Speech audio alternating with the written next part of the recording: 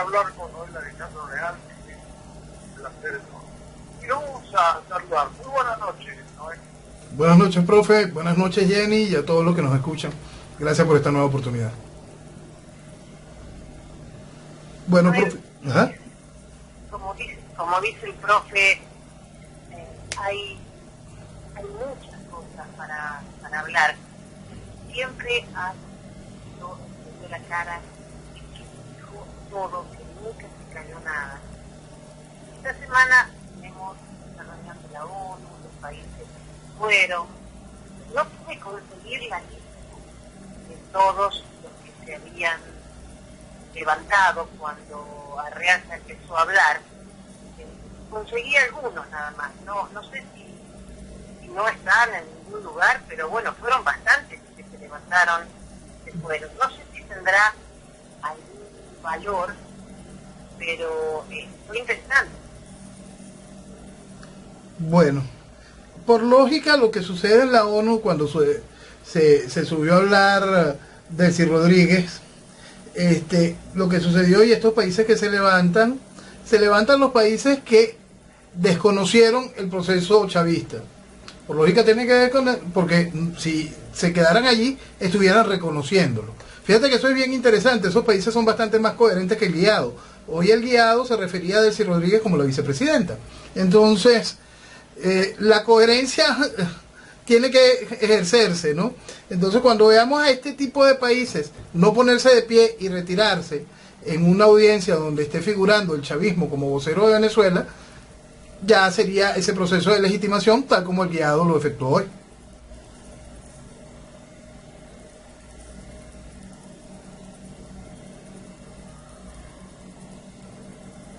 ¿Jenny? Me pareció que se había cortado, disculpa. Eran el grupo de Lima, fue el que se levantó completo, y también Francia y algún otro país europeo.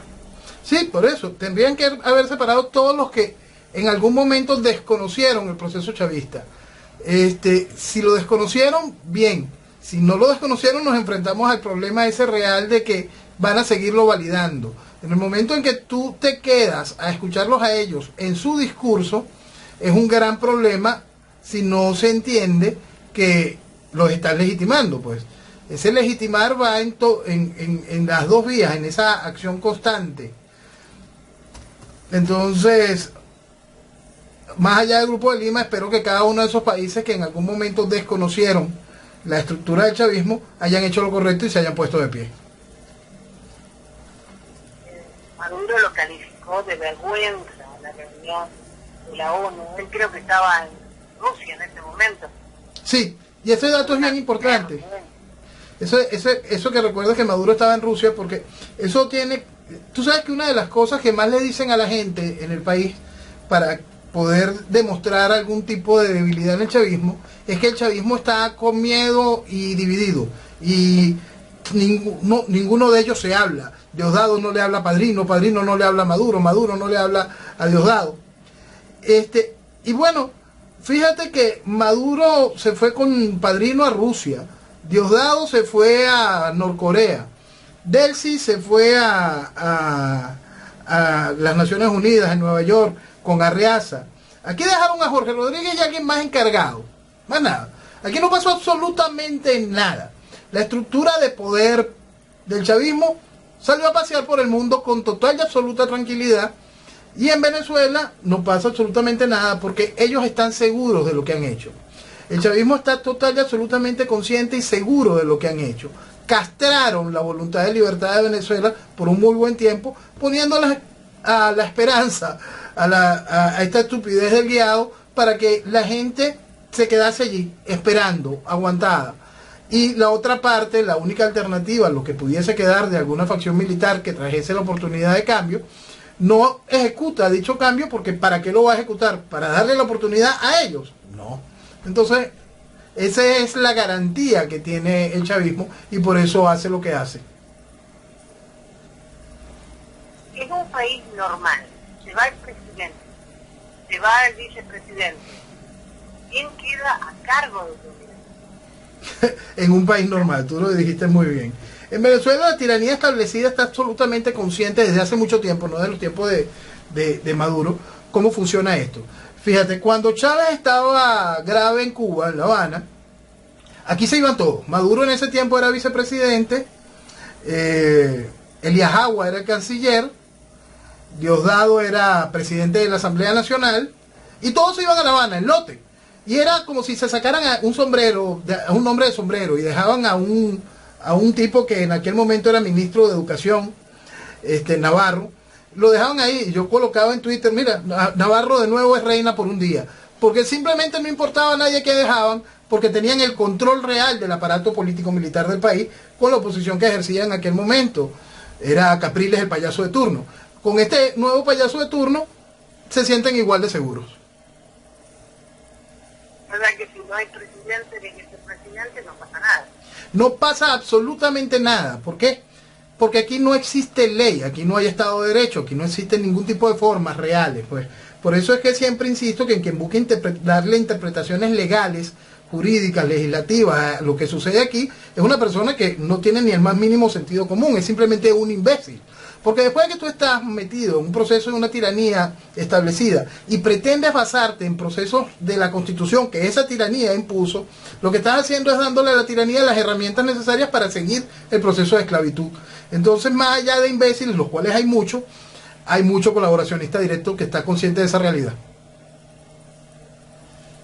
La ONU que va a iniciar investigaciones sobre asesinatos y torturas en Venezuela, ¿sirve de algo? Mira, el asesinato y la tortura no es nuevo. Desde el principio este gobierno persigue, secuestra, tortura y mata. Aquí tenemos la ONU, la Comisión de Derechos Humanos, a Bachelet, íntima amiga de Chávez, pieza del Foro de Sao Paulo. Aquí tenemos en la OEA a Almagro, que lloró ahí a moco partido frente al ataúd de Chávez. Entonces, aquí no es nada nuevo que vengan a investigar la tortura.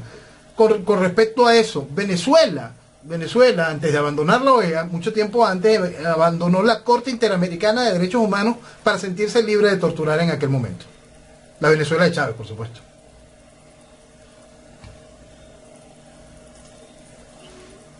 Bueno, estaba en la ONU, entonces había dos Venezuelas, la de Guiado y la de Maduro. Bueno, en la ONU estaba oficial la Venezuela de Maduro.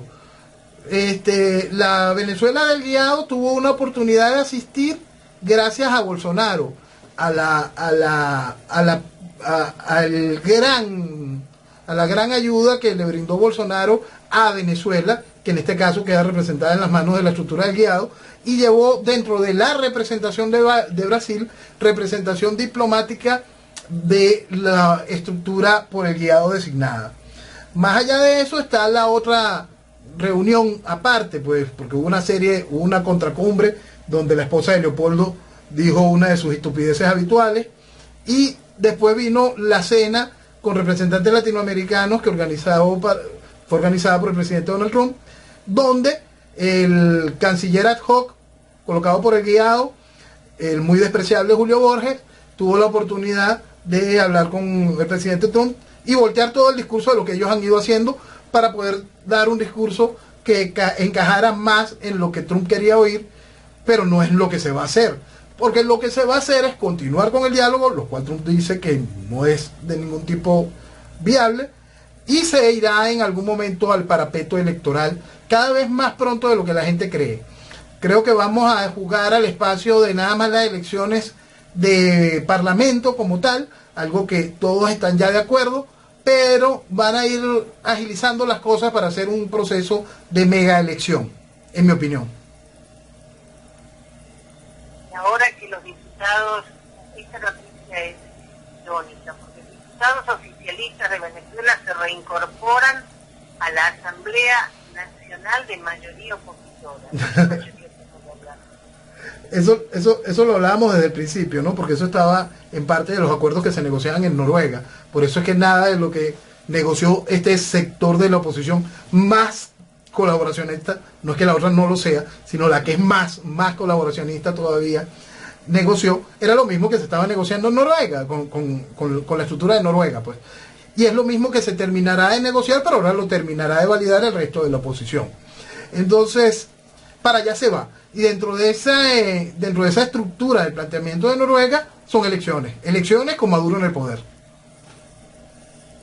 Claro, porque Maduro dijo que estaban programadas las parlamentarias para diciembre de 2020, pero que pronto va a haber elecciones. O sea que no va a esperar a diciembre de 2020. Mira, eso es muy importante que la gente entienda y que no vengan con lloraderas de que cómo es posible, se viola la Constitución. Mira, Jenny, aquí cuando el proceso constituyente del 99 llegaron al tal nivel de ridículo que le dieron a Chávez una ñapa de 1 año y pico en el gobierno. Después para la elección, cuando Chávez se estaba muriendo, adelantaron la elección 6 meses u 8 meses y todo el mundo aplaudió la gracia. Aquí no importa la mentira que hagan a la hora de ejecutar algo que vaya a ser validado por la población gracias al impulso que le brinda la oposición. Entonces se generará una nueva matriz, se generará una discusión, la gente querrá creer que lucha por algo e irán a votar por los mismos carceleros que los tienen hoy presos y sin libertad, por los mismos que hoy usurpan la representación del venezolano opositor. Hace un momento estabas hablando de las desafortunadas palabras de la cuidadora del legado de Chávez, Lili. Ajá. Yo escuché lo que dijo. Habló de grupos paramilitares, no es que su inglés fuese malo. Dijo lo que dijo. Dijo lo que dijo. Dijo lo que dijo. Y es que aparte del mal inglés, dijo lo que dijo. Y mira, Jenny, la esposa de Leopoldo habla, es la voz de Leopoldo. Entonces, vamos a ponerlo como siempre yo lo he explicado. Nadie de la estructura política venezolana que ha llamado a votar, que ha llamado a la participación y ha vestido de democracia toda esta desgracia, de la dirigencia política, es pendejo. Para mí es colaboracionista. El asunto es que si la gente terminara de entender que ella, la esposa de Leopoldo, es la voz de Leopoldo y dijo lo que dijo, la gente termina de sacar sus cuentas, o es colaboracionista o es pendejo. Entonces, ¿para qué sirve para el futuro de Venezuela? Esa es la única pregunta que el venezolano tiene que empezarse a hacer con respecto a toda la estructura dirigente política de este país. Si lo obligaron a ir a legitimar este proceso una y otra vez, si llaman y juegan al diálogo con esta situación, si nos hicieron perder la oportunidad de oro que teníamos de salir de esta desgracia, ¿alguien todavía cree que son pendejos nada más? Y si son pendejos, ¿cómo los vas a seguir validando como tu representación? Menos todavía. Ahí está la gracia. Entonces, claro que dijo lo que dijo. Y por supuesto que decir que no lo dijo y que se confundió en el idioma también tiene que ser creído, porque no importa absolutamente nada de lo que hagan ellos, porque todo lo que hagan simplemente es para que el chavismo permanezca en el poder, para que el socialismo siga consumiendo Venezuela. Cuando el venezolano entienda que eso es así y los deje atrás, afuera entenderán que eso es así y los dejarán atrás. Pero mientras eso cuente con el respaldo del venezolano, con el aplauso del venezolano, afuera lo único que entenderán es que la sociedad de cómplices es lo único que funciona en Venezuela y por lo tanto habrá que mantenerla. Otra cosa que me tiene un poco preocupada, las fotos que presentó Iván Duque, dicen que son erróneas. Vamos a suponer que una foto no fuera correcta. Eso sí es correcto. Bueno, Duque primero tiene que entender una cosa. Está infiltrado. El aparato de inteligencia que le hizo el dossier, por supuesto, está consciente de lo que le puso. Le puso lo que llamamos nosotros aquí un peine. Le pone un par de cosas que desacrediten el informe. El informe completo te habla hasta de coordenadas y una serie de realidades que tampoco son nuevas. Hay que acordarse cómo en el año 2002 el general Néstor González González exhibe pruebas con coordenadas claras de dónde habían campamentos de la FARC dentro del territorio venezolano, año 2002. Y Chávez le exigió silencio.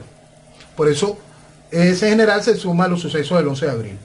Porque la violación de la soberanía y la entrega de espacio soberano a la guerrilla colombiana era ya uso normal en los tiempos de Chávez, estamos hablando de año 2002. Por supuesto que eso ha ido en incremento, y por supuesto que este juego de la FARC, de jugar una FARC en armas y una FARC políticas, de legitimidad política, es muy bien concertado, y Venezuela es el espacio para que eso suceda. Duque hizo bien al elevar esa situación en pro de lo que es Colombia, en pro de irse protegiendo ellos, más allá de intentar buscarle solución al problema venezolano. Colombia lo que está es intentando exponer algún tipo de mecanismos para poder ellos defenderse frente a cualquier eventualidad o antojo que el chavismo busque para ir debilitándolos aún más. Lo cierto es que la debilidad la tiene, y es grande, porque evidentemente tiene a gente dentro de su aparato de inteligencia que realizó ese dossier, y otros tantos otros que hizo eso a propósito. Entonces tiene que aprender a revisar. Porque hay gente ahora que invalida toda la presentación por un par de fotos que no son correctas. Claro, se ayudan, arman una estructura mediática, para eso lo pusieron, para desacreditar lo que en el fondo es real, pero tienen la capacidad y la estructura mediática suficiente para poder hacer que la gente se distraiga y no mire el fondo. Y la distracción genera ruido, el ruido genera oportunidades para que el material se deseche y se banalice. Ese es el miedo que me dan. Como ahora, este señor Manuel Christopher Figuera, que era director del Perín, Sí. sale a decir que Maduro conocía la presencia de guerrilleros colombianos en Venezuela. La conocía yo. ¿Cómo no la va a conocer Maduro? Y la conocía su amado Chávez y su idolatrado Chávez, y la conocía sus generales cuando él era coronel, y cuando era teniente coronel, y cuando cada una de las cochinadas en las que él participó y avaló. Porque si te dolía la soberanía cuando llegaste a cargo de representación, no mostraste cada uno de los informes que están allí, donde explican dónde dormía el otro, cómo iba el otro para cualquier lado. Toda esa realidad se sabe, y toda esa realidad ha sido en más de una vez dentro del gobierno expresada por el aparato de inteligencia hacia el alto gobierno, y han pagado. Era antes del 2002, pagó Urdaneta Hernández, cuando Urdaneta Hernández, compadre de Chávez, compinche del 4 de febrero de 1992, fue director de la DICIT, antes, lo que era antes el SEBIN, y Chávez le ordenó en una oportunidad no seguir investigando un asunto de unos fusiles que se perdieron, y después de unos millones de dólares que le dio a la guerrilla, y una gran cantidad de cosas, hasta que Urdaneta Hernández le dijo, pero mira compadre, ¿qué es esto? Y se tuvo que ir. Y cuando se fue, después lo intentaron matar un par de veces, le volaron hasta una bomba en el apartamento de la esposa. Lo natural que hace un proceso revolucionario. Pero ¿por qué sale este señor ahora a hacer todo este tipo de declaraciones? Porque el estigma es Maduro. Y él ya... Porque el estigma es Maduro. La gracia es Maduro. El malo es Maduro, no el chavismo. Nosotros estamos viviendo una consecuencia de este proceso socialista revolucionario chavista, que lo impuso Chávez. Y aquí lo que se quiere es mantener la imagen de Chávez como una lápida asquerosa sobre Venezuela, para que Venezuela nunca pueda levantar la cabeza, sino que tenga que estar sometida a ese cuento, a los designios del criminal, a los designios del genocida comunista que tanto odió a mi país. No hay otra explicación posible. Fíjate que es tan interesante toda esa planificación de todo esto, Jenny, que déjame sacarte un momento de por dónde vas para llevarte a algo que nos tiene que preocupar mucho, porque atañe a Latinoamérica toda, y entra en el esquema de por qué la revolución hace las cosas y la gente cree que son errores. La diáspora que estamos viviendo en Venezuela ha desatado una explosión de xenofobia. Una xenofobia que se ve en muchos casos inducida, y en el caso peruano en específico es más evidente cómo esos hilos van conectando las situaciones. Más allá del hecho de que mucha delincuencia llegó a Perú, mucha de ella impulsada por la estructura de gobierno, colocada de manera directa por la estructura de gobierno, por la estructura del chavismo, para que generara un proceso de malestar social. Ese malestar social era lógico que comenzara, porque esa diáspora venezolana que llegó a invadir todos estos países, primero llegó ese venezolano profesional con capacidad, con trabajo, con cultura, hasta con dinero, y fue muy bien recibido en esos países y hizo inmediata conexión con la clase media profesional de cada uno de esos países y forma parte ya del tejido social de esos países. Después de llegar la parte del país que viene también a rellenar un espacio que está ocupado en esos países, que es el espacio de la pobreza. Ese espacio se empieza también a nutrir con las cosas malas de aquí, con el hambre de aquí, con la tristeza de aquí y con la maldad, la delincuencia que sobre todo el chavismo mandó a inocular. Eso genera titulares espectaculares, titulares que son una real vergüenza para cada venezolano. Pero esta semana vimos un detalle importante. Vimos una presencia de una agrupación uniformada, con uniformes militares, hablando sobre que iban a cerrar las fronteras, de que supuestamente el Ministerio del Interior de Perú iba a cerrar las fronteras para que no entraran más miserables venezolanos. Lo cierto de todo esto es que esa agrupación es el etnocacerismo en el caso de Perú. El etnocacerismo es un movimiento bastante amorfo, político. Es una combinación de nacionalsocialismo con indigenismo.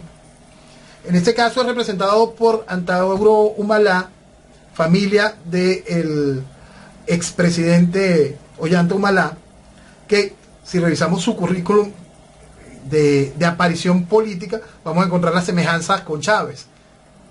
Un golpe fracasado, después te traigo, te lanzo, te democratizo, a pesar de que tenías un movimiento político radical, y bueno, llegas. Lo que pasa es que Humala no pudo hacer revolución de manera formal allá y se cayó el aparato. Pues la complicidad de la oposición no estaba todavía tan socavada como estaba en Venezuela. Y Humala no pudo continuar. Lo cierto es que el etnocacerismo, ese movimiento, igual que en otros países vamos a encontrar otros movimientos indigenistas que se disfrazan de indigenismo y de un patrioterismo, van a ir generando que esa xenofobia vaya increciendo, en aumento. Y todos esos movimientos son filiales del chavismo. Todos esos movimientos forman parte de la corte del Foro de Sao Paulo. Entonces, es importante que el venezolano lo entienda, que Latinoamérica lo entienda de manera clara, que cada una de estas cosas vienen a generar heridas internas profundas en cada uno de sus países, buscando grandes divisiones sociales. Porque la parte bien recibida va a ser defendida por sus nacionales, la parte mal recibida va a ser atacada, y eso va a ir generando divisiones reales en cada uno de esos países, divisiones profundas que van a ir trayendo no solo la tristeza del venezolano que está allá, la tristeza del venezolano que está aquí viendo cómo sus hermanos son despreciados, sino ese desamor entre nacionales de ese mismo país, porque la xenofobia no es algo que cale en toda la sociedad, sino que va a ir generando esa herida interna. Y eso está planificado y perfectamente ejecutado.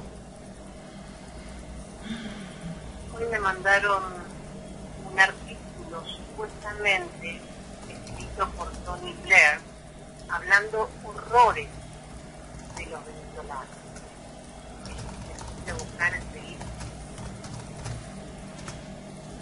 Jenny, creo que ese artículo es lo que llaman un fake, ¿no? Creo que corrió hace tiempo, no sé si es el mismo, y se hizo una versión similar para los mexicanos. Creo que ambos son unos fake. Pero más allá del hecho de lo que diga es fake, mucho del artículo es verdad. Aquí se le jugó a la democracia a un proceso tiránico. ¿Cómo? ¿Cómo fue eso? ¿Por qué fue eso? ¿Cómo el venezolano se dejó estupidizar de tal manera por parte de la estructura de oposición? Entonces, cuando se dice los pueblos tienen los gobiernos que se merecen, por supuesto que Venezuela no se merece el chavismo, pero le puso un mundo para tenerlo. Lo que a mí me molesta, Noel, es que hay gente y políticos que sin averiguar si esta fuente es real o no, retuitean una fake news y después salen a decir, lo lamento. Por ejemplo, el senador Javier Lozano, creo que es mexicano, que después tuvo que pedir disculpas disculpas, pero antes de refugiar este tipo de información, es muy sencillo hoy en día buscar en internet si es verdad o si es una noticia falsa. Sí. Pasa que a veces la noción desborda. Claro, pero cuando uno lee algo así, y en especial de una persona como Tony Blair, que no lo veo tan desubicado para decir tamaña barbaridad de los venezolanos, De algún pueblo. no me pareció correcto. Cualquier cosa que escuche de Maduro o de Diosdado, lo doy por hecho, no tengo problema, eso lo creo. Pero creo que deberían informarse un poquito más, porque después se hace muy grande la historia y es más difícil revertirla. Sí, sí, después crece la bola y eso pasa a estar como legitimada. Lo cierto del cuento es que sí hay muchas verdades allí, pueden resultar incómodas en el asunto de lo que corresponde a Venezuela. Hay muchas verdades. Y lo increíble es cómo la gente lo olvida tan rápido, ¿no? Porque ese es lo que te digo. Creo que hace menos de 5 años eso corrió aquí como pólvora en su momento. Ahora cuando algunos tratan de aclarar, me parece que oscurece, como el tema de Lavrov, el ministro de Asuntos Exteriores de Rusia, Sergei Lavrov, que tacha de despreciable la difusión por parte de la oposición de rumores de su reunión con emisarios de Guaidó. No aclare que oscurece, ¿no? Bueno, esos son los términos en que siempre actúan los rusos y más Lavrov. Lavrov es un personaje muy interesante. Lavrov ha sido el canciller ruso desde el primer gobierno de Putin. Es decir, Lavrov ha ocupado el cargo durante los 2 primeros periodos de Putin, después los 2 periodos donde Putin puso a Medvedev y los 2 periodos que lleva Putin. Es siempre lo mismo. Sí, es un personaje muy interesante porque es la contrabalanza de Putin en el poder. Es interesante cuando actúan en conjunto y es interesante cuando marcan sus distancias. Es bien interesante ver eso dentro de la política rusa. Estuvo interesante la declaración que hizo Elliot Abrams cuando afirmó que Rusia sí mantiene contacto con la oposición porque quieren tener una puerta abierta porque saben que algo puede pasar. Lo más claro del mundo es que cualquier país que tiene los intereses que tiene Rusia, China, Turquía, y no son del ámbito occidental regular, mantengan ese tipo de conversaciones o situaciones. Lo cierto de ellos, y que por eso se eligió la idea de esta transición pactada, es porque hay un gran miedo de que no se vengan a cumplir los acuerdos previos, ¿no? Entonces, intentar jugar con una estructura que viene a reconocer al chavismo, que viene a hacer que el chavismo cogobierne, buscar cogobernar con el chavismo, por supuesto le asegura a los rusos, chinos y esta gente un control sobre sus inversiones y respeto a sus inversiones. El asunto es que esto va mucho más allá de las inversiones, porque cada vez las apetencias por la situación geopolítica de Venezuela se hacen más grandes que el dinero. Entonces, esa situación geopolítica extraordinaria que es Venezuela, que mucha gente todavía no termina de entender qué significa, ha ido desatando un nuevo eje de aspiraciones político-militares. Y volvemos a ese espacio. Esto es América, nosotros somos Occidente. Si Venezuela hace lo correcto y consigue la identificación con lo que es América, entendiéndola desde Norteamérica, Centroamérica, América del Sur, América para los americanos, se entenderá que el problema nuestro tendrá solución cuando arreglemos el otro punto geopolítico interesante, que es Siria, y el factor iraní que hace imposible que el proceso sirio se arregle. También Abraham habló de Cuba y que Cuba va a hundirse con el barco. Él sabe que si Venezuela se termina la soberanía esta, se termina Cuba obviamente porque no tiene quien le inyecte dinero, comida, petróleo. Entonces, si termina una, termina la otra. Sí, no. Sí, no. El Foro de Sao Paulo viene por sus fueros, pues. El Foro de Sao Paulo tiene una ficha extraordinaria en AMLO en México, tiene una ficha extraordinaria con el eventual retorno de Cristina en Argentina y mantiene a Evo en posición. Daniel sigue en Nicaragua, la inestabilidad constante de Centroamérica puede proveerles alguna otra ficha que, si bien no es dinero, sí es representación. Entonces, no veo tan muerto el asunto Cuba si nosotros solucionamos el asunto de Venezuela y no le permiten a Venezuela cobrar, que es otra cosa. El asunto es que si se quiere deshacerse de verdad del problema del asunto Cuba, el cambio en Venezuela tendría que ser profundo y real, y Venezuela debería estar decidida a cobrar el daño que Cuba nos ha hecho. Y ahora este juzgado madrileño que expulsa a Venezuela de la pieza sobre el lavado de dinero de petróleo, ¿eso efectivamente tiene valor? Mira, eso es realmente grave porque España está intentando, y ahí es triste, ¿no? Porque ahí estamos viendo cómo un país como España también tiene sus debilidades en la estructura de Estado, cómo las leyes españolas se enfrentan a una necesidad política, y es una cosa muy difícil porque el sistema judicial allí se está enfrentando a un escándalo de lavado de dinero que involucra técnicamente a todo el gobierno de Zapatero, pues.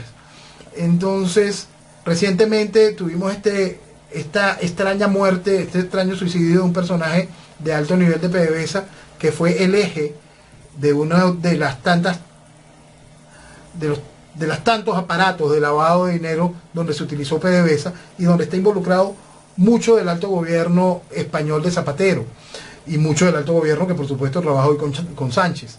Entonces, pues el mismo partido, el mismo eje, la misma gente.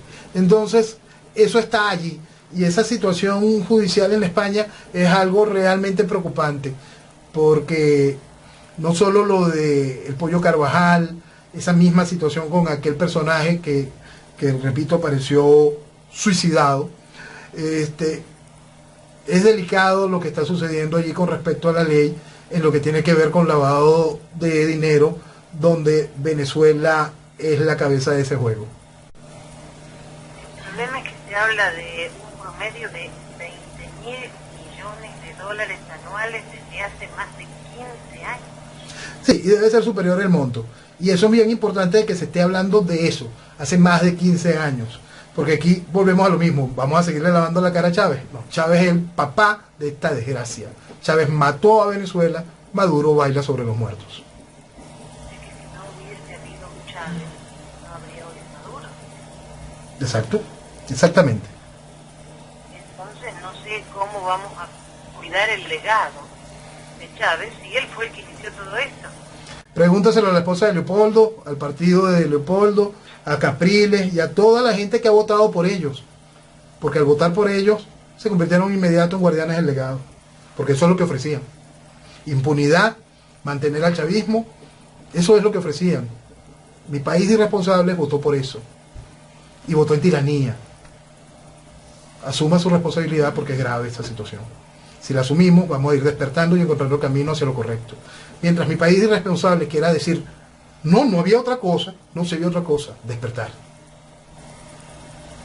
¿Qué está pasando con el plan Ubica a tu casa? Que hay tanta gente diciendo que les robaron sus viviendas. Sí.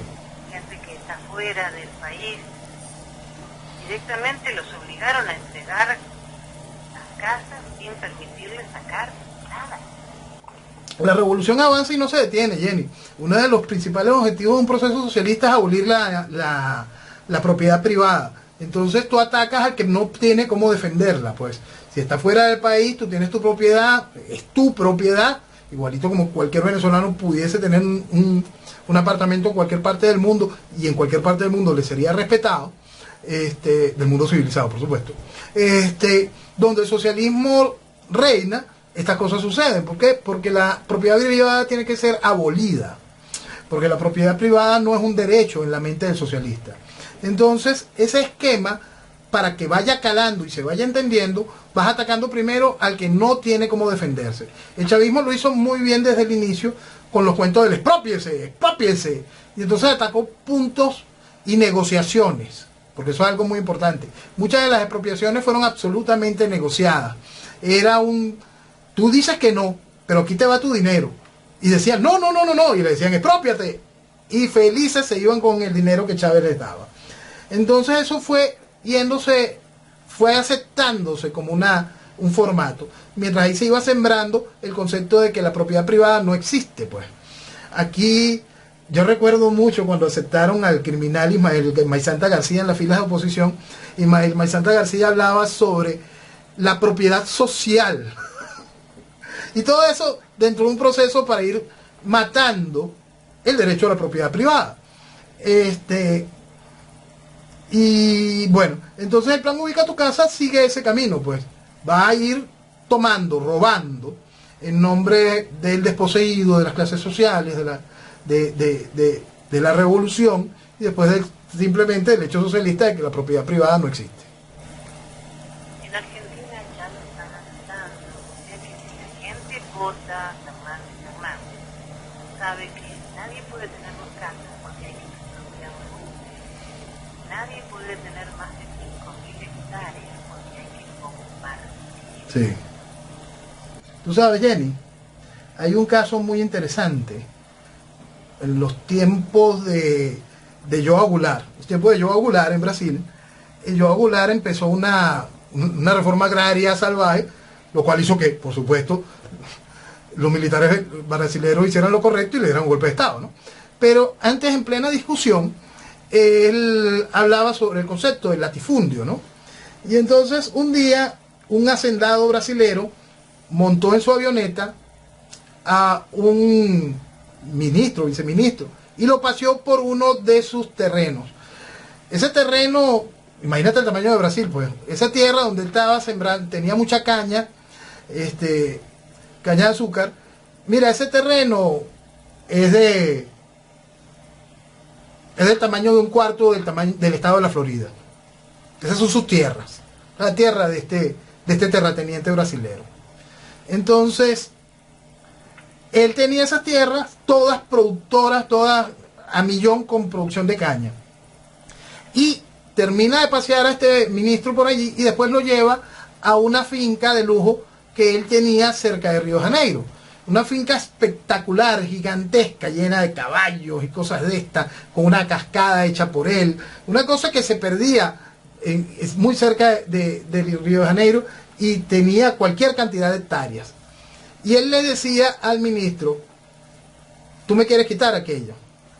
Para ti aquello es el latifundio es Usano. Y por supuesto lo expulsó de su casa, una semana antes del golpe de Estado. Es que es toda la razón. Esa es toda la razón. Pero eso a un socialista jamás se lo podrás meter en la cabeza.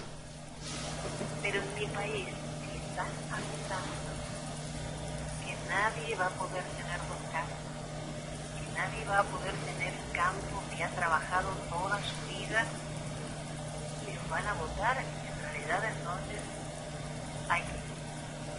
Porque el pobre argentino honesto, trabajador, tiene donde vivir. Aquí hubo un caso, Jenny, de el señor Franklin Brito. Franklin Brito falleció por una serie de huelgas de hambre que él hizo. En su protesta llegó a cortarse 2 o 3 dedos de las manos para poder llamar la atención de alguna manera. Hizo huelgas de hambre hasta en la sede de la OEA aquí en Caracas durante mucho tiempo. Franklin Brito fue encerrado después en el hospital militar para poderlo asesinar sin tanta bulla, pues, porque él muere, por supuesto, a consecuencia de las huelgas de hambre, pero él solicitaba que fuese trasladado a la Cruz Roja, no estar aislado en el hospital militar, donde, por supuesto, acabaron con su vida. Y todo el concepto él fue un ejemplo de eso, de cómo ir contra la propiedad privada directa del individuo. Él simplemente no cedió. Él no cedió y todo se perdió. Franklin Brito murió luchando por la propiedad privada de cada individuo venezolano, dentro de su conciencia, dentro de su pensar, dentro de su forma de lucha. Y eso tampoco ha sido entendido por los venezolanos y aún estamos en deuda con esa lucha. Yo recuerdo a Chávez cuando empieza ya unas continentales con el expropio, y todos aplaudiendo como boca. Entonces, si en mi país están avisando, ¿cómo van a pensar en votar por gente que quiere destruir todo? Cuando la señora Fernández, viuda de Kirchner, es una de las dueñas de más campos de nuestra vida. Obviamente comprados con su salario reunido. Y la hija está en Cuba porque no tiene fueros y no puede demostrar cómo una mujer que en su vida ha trabajado tenía solo 4 millones de dólares guardados en la caja de seguridad. Lo que no quisieron entender es que eran las putadas que le daban los papis cuando era chiquita y ella las fue ahorrando. Está forrando. Claro, por eso llegó a tener 4 millones de dólares sin trabajar. Entonces no puedo entender cómo hay gente que todavía se defiende. Mira, Jenny, aquí tenemos un fenómeno un tanto extraño con respecto a esto. Tú sabes que cada vez que un ídolo de la oposición venezolana cae en desgracia porque se asoma la cantidad de dinero que tiene y no es explicable, dinero que ha crecido en estos años de revolución y no es explicable, inmediatamente salen los defensores automáticos a decir, no, es que Fundanito es rico de cuna. Mira, aquí el mentirse es un mal latinoamericano y el mentirse, ese defender al corrupto es una cosa impresionante. Lo hablábamos hace un tiempo de que por eso es que no se debe estar acusando tanto de corrupción, hay que señalarla, hay que hacerlo, pero en la política la acusación no puede ser ante la corrupción, y más en el caso venezolano. Cuando tú tratas de corrupto a un genocida, estás ensuciando, estás escupiendo sobre la tumba de las víctimas. Estos tipos mataron nuestros países. No son unos corruptos, son unos criminales. Porque lastimosamente Latinoamérica no juzga la corrupción. Ese es uno de sus principales cánceres. Latinoamérica no termina de entender que la corrupción es la base que propicia todos estos problemas. Entonces, por supuesto que la corrupción tiene que ser atacada, investigada, y eso lo tiene que hacer un Estado contralor y con la presión de una sociedad dedicada a eso, para que se imponga la justicia a través del aparato judicial de ese país. Pero cuando se pretende jugar a la política señalando a uno o al otro de corrupto, no se está haciendo nada para que el elector entienda el problema. El elector no entiende sobre eso, no le importa, no lo valora. Lamentablemente esa es la realidad. Cuando nos ponemos a mirar una desnutrición increíble. Perdona, Jenny, no te estoy oyendo. No te escuché la pregunta. Que pensar en la Venezuela de hoy, con una desnutrición brutal. Volver a clase es casi imposible. No hay maestros, no hay posibilidad de que la mamá le pueda comprar a su hijo lo elemental para ir a clase. ¿Qué futuro le espera a esos chicos que están desnutridos? Que no pueden acceder a la educación elemental. Nosotros si se quieren comprar, no sé, cuando los chicos que van a ir a la escuela, la mamá les prepara la mochila con todas cosas nuevas, no tienen maestros, es terrible. No tienen maestros, y es algo del proceso de la revolución educativa de la cual hablamos también hace mucho tiempo. El proceso de destrucción para poder sembrar mayor adoctrinamiento en el proceso de involución del individuo, en esa búsqueda del hombre nuevo propio del socialismo, envileciéndolo y embruteciéndolo, también llega el proceso de la desnutrición, pues el hambre propia de estos sistemas. Entonces tienes un ser débil, enfrentándose una inyección de estupidez donde la gente no tiene la fuerza mínima para tener discernimiento y distinguir que lo que te están diciendo no tiene lógica y simplemente hace daño. Y así, mientras más tiempo se le ha dado al proceso revolucionario y más tiempo se le da gracias al juego democrático, es muchísimo más grande el daño que se le está haciendo al mañana de Venezuela. Por eso es que siempre es tan importante decir la verdad en ese sentido. Por eso es que son tan culpables todos los que no señalaron el carácter criminal del chavismo ni el carácter ideológico de este proceso. Todos son tan increíblemente culpables al promover la mentira electoral, teniendo en cuenta de que de este proceso de adoctrinamiento, este proceso de sembrar el hambre, no es nuevo.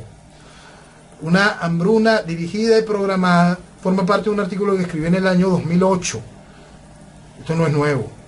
Esto fue hecho con toda la intención para poder generar los esclavos del mañana. Esclavos pusilánimes, inútiles, desnutridos y desnutridos en la cabeza. Sin medio de transporte, están como en Cuba, que ahora empezaron a usar caballos en el transporte público. Se suben a camiones para poder llegar al trabajo. Sí, la poca gente que todavía va al trabajo. Porque nosotros tenemos una cosa que es muy importante que la gente debe saber, el mundo debe saber. Siendo el salario básico tan extraordinariamente bajo, la gran mayoría de la gente que trabaja con salario mínimo, los empleos donde no han encontrado la forma de compensar el salario por alguna otra vía, la gente que por alguna razón la empresa donde trabajen no los compensa de formas adicionales, esa gente simplemente no va a trabajar. No va a trabajar porque no le es ni el mínimo rentable. Entonces, increíblemente, dentro de la administración pública está sucediendo lo mismo. Pero en la administración pública no despiden a la gente no va a trabajar y sigue cobrando. Y sigue eso drenando el país con total tranquilidad. Y el país sigue funcionando por inercia. Porque lo único que el gobierno mantiene funcionando, la única chequera que mantienen funcionando es la del control de la oposición y la control del resto del aparato represivo del país. Pero si yo gano 40.000 bolívares, gano $2 por mes, y tengo que ir a trabajar, y tengo que subirme a uno de estos transportes, camiones, que me están cobrando porque no me llevan gratis, no me alcanza el salario. No le alcanza, y menos para comer. 1.500 bolívares que están, 1.500 bolívares que hay que pagar para cada viaje. Sí, por eso es que es mentira. Por eso es que es mentira, por eso es que es absolutamente irreal todo lo que estamos viviendo en ese sentido, Jenny. Lo que Venezuela vive es absolutamente irreal y por eso intentarlo explicar siempre desde el punto de abajo del ciudadano común es aún más difícil, porque todo es absolutamente irreal. Mientras tanto vemos el otro proceso de lo que está viviendo la otra Venezuela. La Venezuela que por beneficios distintos está recibiendo dólares, moneda dura. Y la economía venezolana en el proceso de dolarización. Ya, como les había dicho, ya el dólar es moneda común en las calles venezolanas, los precios son exhibidos en dólares para cualquier cosa. Y esos supermercados que estaban vacíos ahora están llenos con productos impagables. Los restaurantes que estaban vacíos y quebrados, los restaurantes de mediano y alto perfil, están llenos de nuevo. Cuentan con clientela y frente al dolor más grande, la clientela está allí y afuera la mendicidad, la pobreza y el hambre. Esa es la Venezuela que Chávez legó.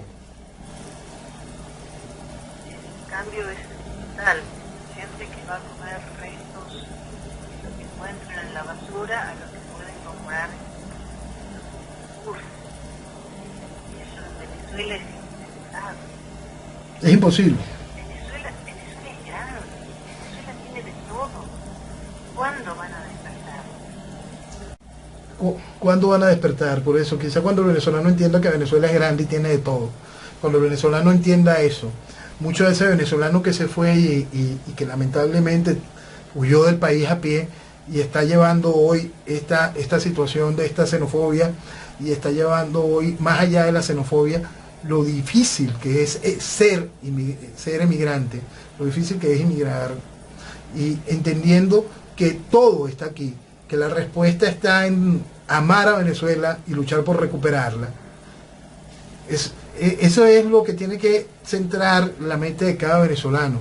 De ese venezolano que está tomando la decisión de irse porque ya supuestamente no se puede hacer más nada.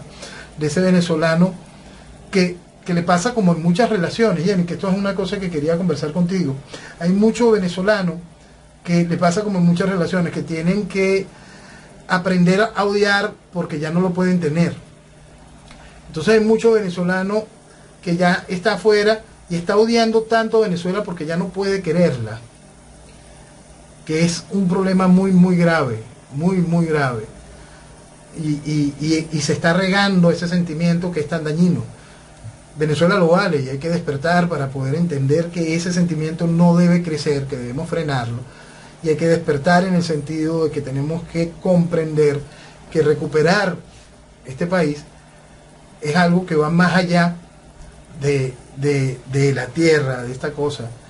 El riesgo de que Venezuela se pierda, se fracture en pedazos, el riesgo de que Venezuela quede el manto oscuro de los procesos revolucionarios comunistas, es algo que pone a todo el continente en un gran problema. Entonces Venezuela lo vale y hay que recuperarla. Se nos fue la hora. La semana que viene, Dios mediante, seguimos tratando de despertar conciencia, porque como siempre decís, Venezuela lo vale. Amén. Amén y viva Venezuela. Gracias y muy buenas noches.